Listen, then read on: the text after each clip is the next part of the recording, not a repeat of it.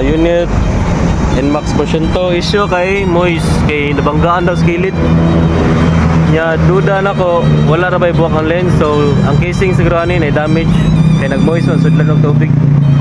Tangaw sa nato, check sa nato. Update ta balik. Okay. Update. Tangta na tong front cover. So ang issue kay buwak. Buwak ang casing. Nara, duwa ka buwak.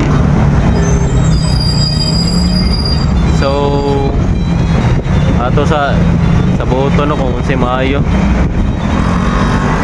nya murag na ni tubig sa sulod ba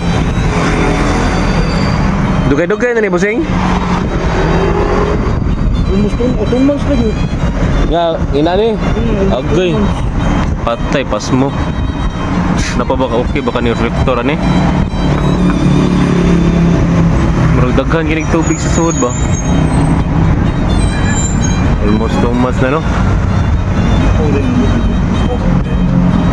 Sige, update na balik ato sa istoryahan si Busing. Update. Assembly lang daw kay buwak man ang kuan.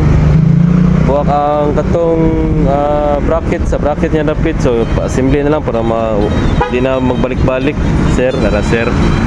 Balik ko na daw niya kung nana siya kapuno. Okay.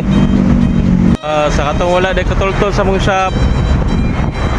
Dira dapita crossing Dr. Oy. Skywalk sa Salazar. Nara mo shop dire kani. Magbutang pa og tarpaulin dira. So mo mo shop tapad sa one stop shop. At pang sa Helpmate. Kani Helpmate nga building. At pang rani. So sa kung wala mo katultol mo mo landmark. Okay.